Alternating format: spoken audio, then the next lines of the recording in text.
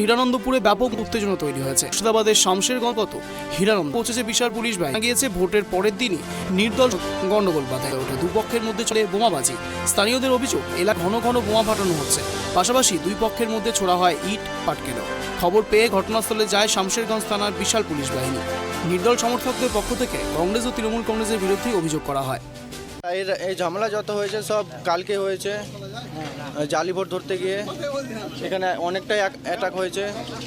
কারা করেছে? ওই তৃণমূল বলতে কংগ্রেস পার্টি আর তৃণমূল পার্টি মিলে করেছে আমাদের নির্দলকে। আমার কাকু আবার একটা আছে, মানে দুটো কাকু, একটা কাকু তৃণমূলে আছে আর একটা নির্দলে।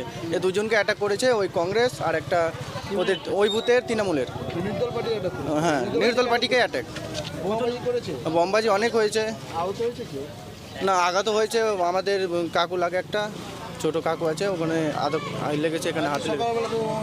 হ্যাঁ, সকালে হয়েছে আজকে সব। কত নম্বর বুথে? এটা বুথ নম্বর হচ্ছে, এটা এখানে দুটোই বুথ নম্বর আছে, 215, 216। 215টা করেছে, 16তে অ্যাটাক। অন্যদিকে কংগ্রেসের দিকে অভিযোগের আঙুল তুলেছেন তৃণমূল প্রার্থী। বোম নিয়ে হয় আক্রমণ, চলে ইট বৃষ্টিও। দোষীদের শাস্তির দাবি জানিয়েছেন তিনি। কাল থেকে বুথের ভেতরে যতগুলো কংগ্রেসের কর্মী ক্যাডার সবাই মিলে আমার উপরে অ্যাটাক করে, আমাকে মারধরও করেছে, আমার কর্মী ক্যাডারও মারধর খেয়েছে। আর ওখান থেকে আমরা জানলিয়ে পালিয়ে আসি। আমরা পার্টিকে সব কিছু বলেছি, আমাদের তৃণমূল পার্টির যারা অভিভাবক, যারা আমাদের এমএলএ থেকে শুরু করে যত রকম সভাপতি, ব্লক সভাপতি, সবাইকে জানানো হয়েছে যে আমরা এখন আমাদের উপরে যে চাপটা বা অ্যাটাকটা করেছে এটা কেন করা হলো। আমি তাদের কাছে দাবি চেয়েছি, তারা আমাকে বলেছে তুমি থাকো, আমরা দেখছি ব্যাপারটা। কারা করেছে? করেছে সব কংগ্রেসের লোক। কংগ্রেসের লোক? হ্যাঁ। কেন, এটা মূল কারণটা কি? মূল কারণ আমরা ওখানে বসেছিলাম, ওরা ওরা ওরা অ্যাকচুয়ালি হচ্ছে মানে অ্যান্টি সোশ্যাল ছেলে, মানে ওরা হচ্ছে মানে জালি ভোট ফাট করছিল। এবার করার ভিতরে ওরা কি করেছে, আমার উপরে অ্যাটাক করে মারধর শুরু করে দিয়েছে। কত নম্বর বুথে করছিল এই জালি? 216। ওখানে কি কংগ্রেসের প্রার্থী ছিল? ওখানে কংগ্রেসের প্রার্থী ছিল না, ওর হ্যাঁ কংগ্রেসের প্রার্থী উড্র হয়ে গেছে।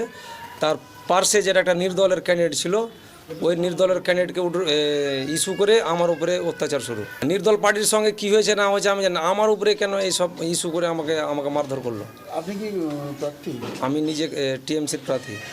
এই কত নম্বর বুথে? 216 না 215 না 216। সকালবেলা অনেকক্ষণ ধরে সকাল ওরা এসে 10-12 জনে এসে আমাদের পাড়ার এলাকার কর্মী কাটারকে এমন করে ঢিল পাথর দিয়ে শুরু করার পরে তখন বম নিয়ে এসে পুরো গ্রামটাকে ঢুকে যায়। পুলিশ এসেছিল? পুলিশ এসেছিল।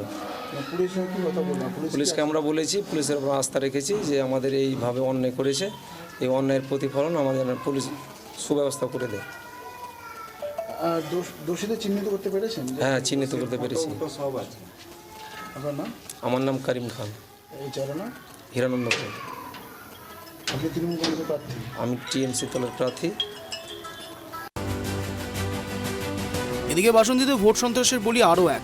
পঞ্চায়েত নির্বাচনকে কেন্দ্র করে মৃত্যু মিছিল যেন কিছুতেই থামতে চাইছে না। ভোট নিয়ে রাজনৈতিক সংঘর্ষে মৃত্যু হলো আরও একজনের। ঘটনাটি ঘটেছে দক্ষিণ 24 পরগনার বাসন্তী রাধারানীপুরে।